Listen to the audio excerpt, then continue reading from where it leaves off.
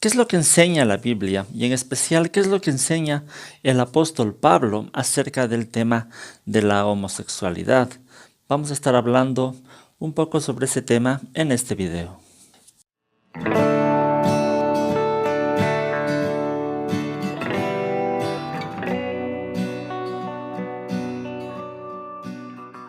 Saludos con todos, queridos amigos y hermanos. Bienvenidos una vez más a Cibersaulo, mi canal.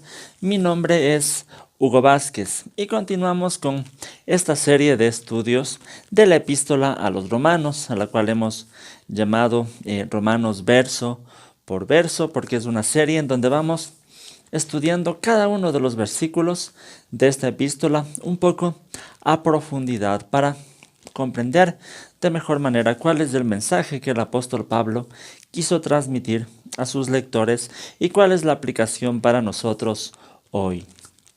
En esta ocasión vamos a leer una porción de Romanos que es muy importante, que se encuentra en el capítulo 1 de Romanos, en los versículos desde el 24 hasta el 32.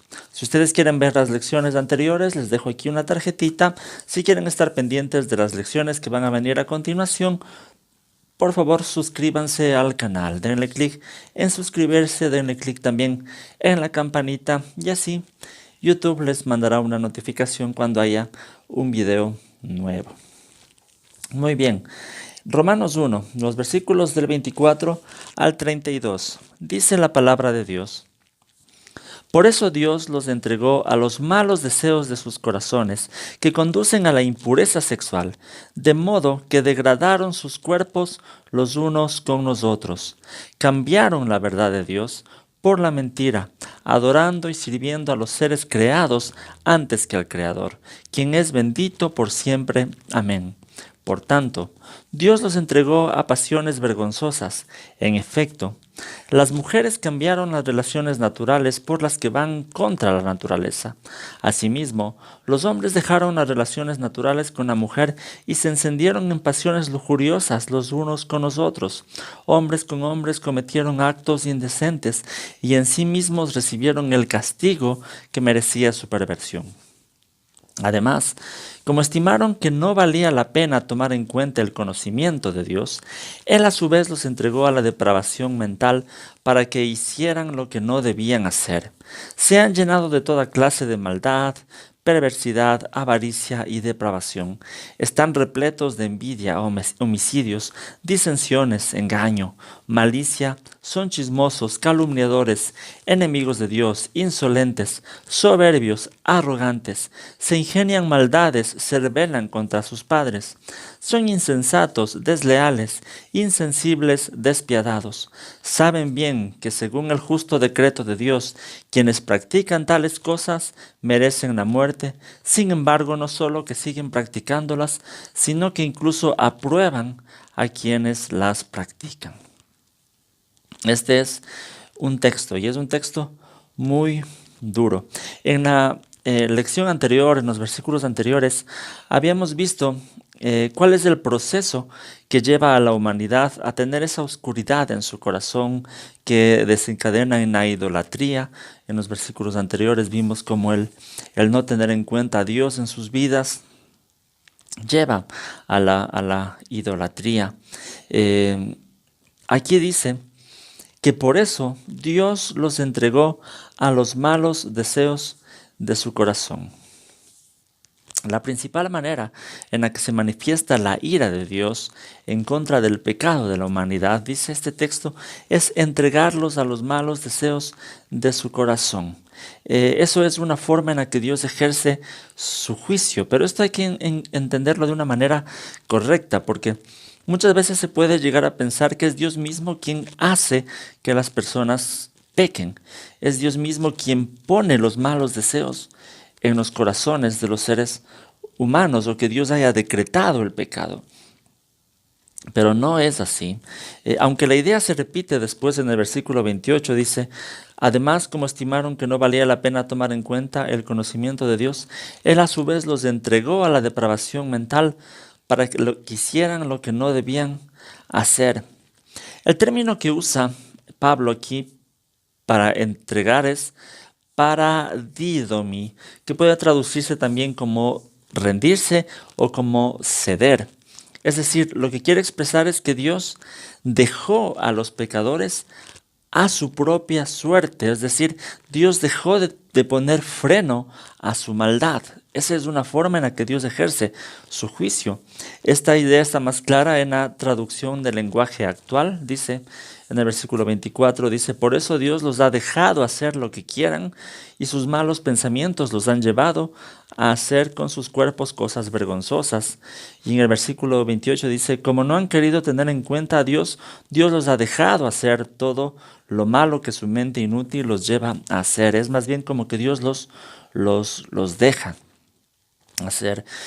A mí me gusta usar la ilustración para entender esto, como cuando nosotros paseamos por la calle a un perrito que está atado a una correa y el perro está jalando y jalando porque quiere irse a la calle y nosotros lo sostenemos y lo jalamos. En algún momento de tanto jalar, nosotros podemos decir, podemos soltar la cuerda y dejar al perro a su suerte. Y si el perrito cruza la calle y viene un carro y lo atropella, eh, la culpa en sí es del perrito porque cruzó la calle. Pero lo que nosotros decimos es solamente soltar la correa. Entonces, a veces esa correa es Dios mismo quien a los pecadores con su gracia los detiene, los frena.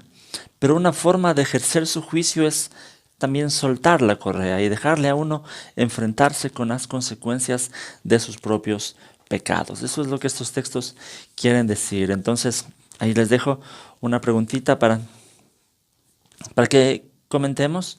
En la sección de comentarios pueden ustedes decir, ¿será que Dios juzga hoy nuestros pecados también al abandonarnos a las consecuencias de los mismos? Esto es muy importante. Ahora, luego dice el texto, que conducen a la impureza sexual, de modo que degradaron sus cuerpos los unos con los otros. La lista de pecados, lo que se encabeza en esta lista que Pablo pone en Romanos, es la impureza sexual. Sabemos que la Biblia en muchas ocasiones habla de la gravedad, de la importancia de este pecado. Pero en esta ocasión específicamente tiene mucho que ver con el mismo hecho de la revelación natural de Dios. En la lección anterior hablábamos un poco de cómo Dios se reveló de forma natural en la naturaleza, en la creación.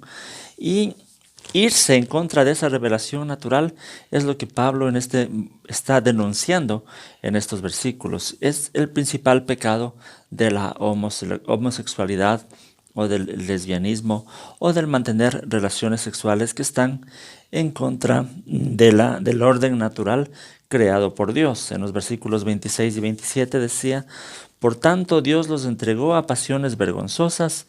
En efecto, las mujeres cambiaron las relaciones naturales por las que van contra la naturaleza. Asimismo, los hombres dejaron las relaciones naturales con la mujer y se encendieron en pasiones lujuriosas, los unos con los otros, hombres con hombres, cometieron actos indecentes y en sí mismos recibieron el castigo que merecía su perversión. Ahora sabemos nosotros, es un tema que ha causado mucha polémica en tiempos modernos, ya que todos estos movimientos de defensa de los derechos humanos han acusado a la iglesia, a las iglesias que han querido mantenerse fieles al texto bíblico, de intolerantes, porque en muchos países se han aprobado o se han creado leyes en contra, incluso a veces de predicaciones en los púlpitos cristianos que están en contra de el estilo de vida de la comunidad LGBTQ. Incluso es interesante mencionar que existe toda una teología desde el área liberal de la teología que trata de defender los derechos de las comunidades, de la comunidad LGBTQ. Y por esta razón muchas iglesias ven como algo normal este estilo de vida. Incluso se han ordenado pastores que son homosexuales, y es importante conocer un poquito este tema para saber defender la verdad de las escrituras sin dejarnos influenciar por un criterio, por los criterios humanistas que nos rodean. En su comentario a los Romanos, el autor John Stott, él da una lista de argumentos que pueden usar ciertas teologías para justificar la práctica o el estilo de vida homosexual.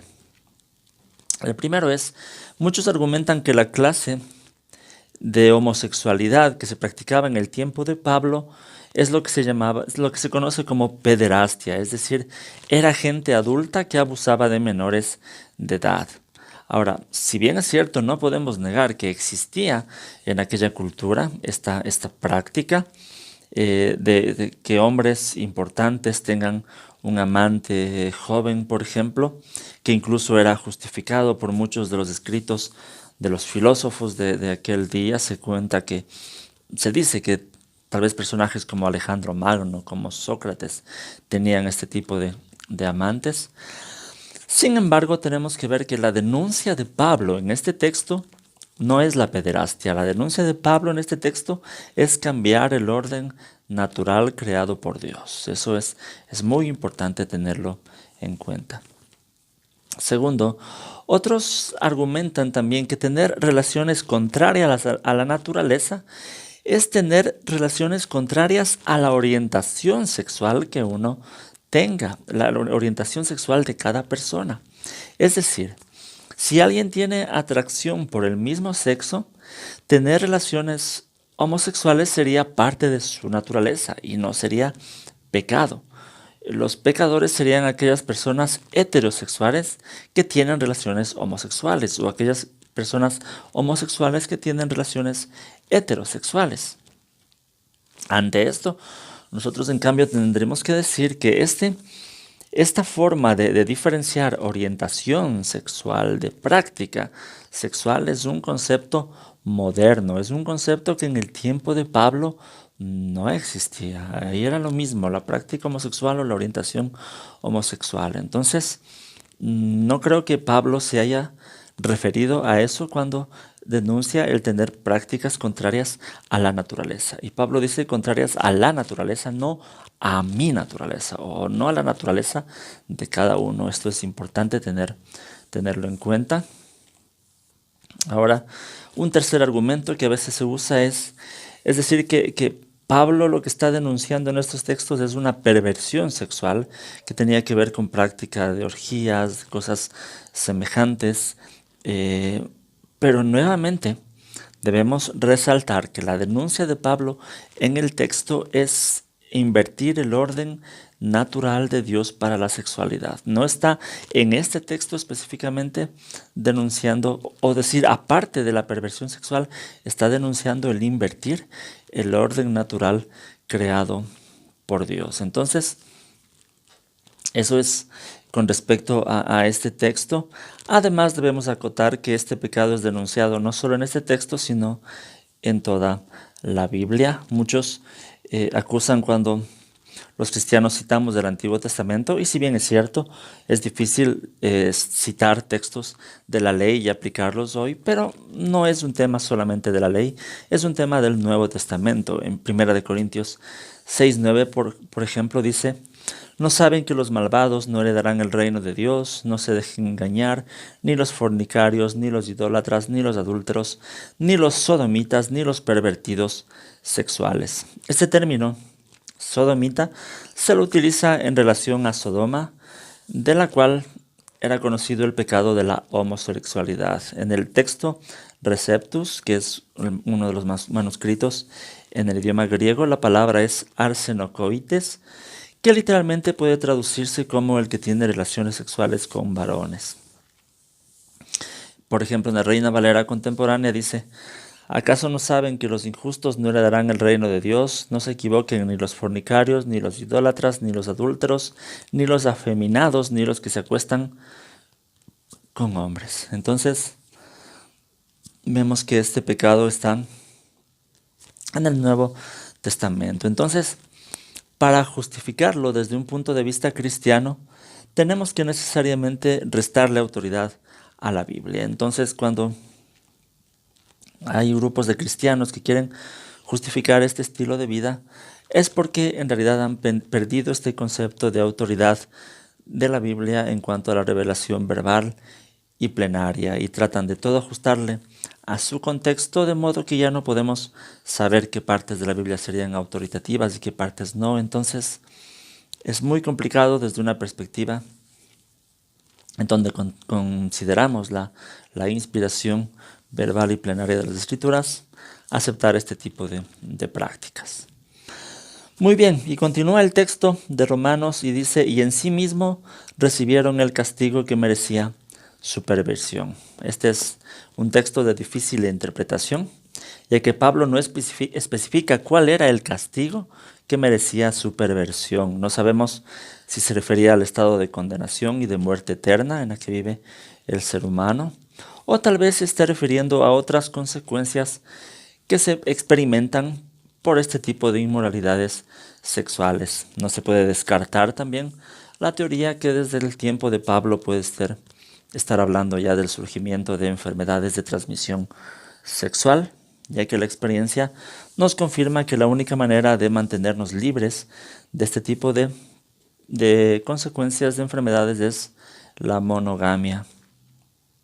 Eso es muy importante. Entonces, eso es lo que este texto nos enseña. Y después el texto solamente cita toda la lista de pecados, toda la lista de más consecuencias por la rebeldía del ser humano. En los versículos del 29 al 31, por ejemplo, habla de se han llenado de toda clase de maldad, perversidad, avaricia, depravación, están repletos de envidias, homicidios, disensiones, engaño, malicia, son chismosos, calumniadores, enemigos de Dios, insolentes, soberbios y arrogantes, se ingenian maldades, se rebelan contra sus padres, son insensatos, desleales, insensibles, despiadados. Vemos que se enumera toda una lista de pecados.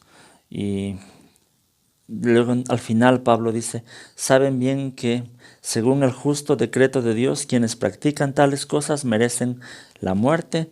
Sin embargo, no solo siguen practicándolas, sino que incluso aprueban a quienes las practican. Entonces, el texto, Pablo termina diciendo, saben bien, es la misma idea con la que comenzó su argumento, diciendo, habiendo entendido, ¿sí? Haciendo referencia a que la revelación de Dios en la creación es suficiente para dejar al ser humano sin excusas, para darle al ser humano el conocimiento de lo que Dios quiere y dejarlo en un estado de condenación. Bien, este texto nos muestra que la depravación del ser humano es tal que no solo practica el pecado, sino que aprueba a las personas a quienes los practican. En textos que vienen a continuación, Pablo seguirá hablando del tema de la depravación en el corazón de los seres humanos para posteriormente hablar de cuál es la solución en Jesús, la justificación. Pero en estos textos es el objetivo de Pablo, mostrar la depravación del ser humano. Eso es lo que quería compartir en esta lección. Déjenme ustedes en los comentarios qué piensan, dudas, preguntas, inquietudes que tengan sobre estos estudios de Romanos. Sé que hay mucho que podemos compartir al respecto. Me gustaría saber un poquito más qué ustedes piensan sobre estos temas que hemos tratado en este video, que en nuestro contexto a veces son un poco delicados y complicados de tratarlos. Recuerden suscribirse al canal para estar pendientes de estas lecciones. Pueden buscar el grupo del Facebook Estudios Bíblicos Cibersaulo, la página del Facebook Cibersaulo. Pueden seguirme en las cuentas del Twitter, del Instagram. Pueden seguir mi blog que es cibersaulo.net, en donde están estos estudios también en texto.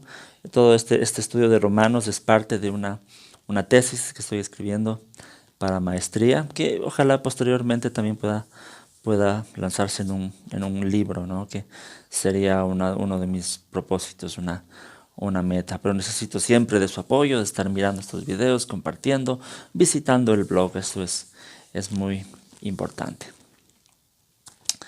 Bien, conmigo eso es todo. Muchas gracias.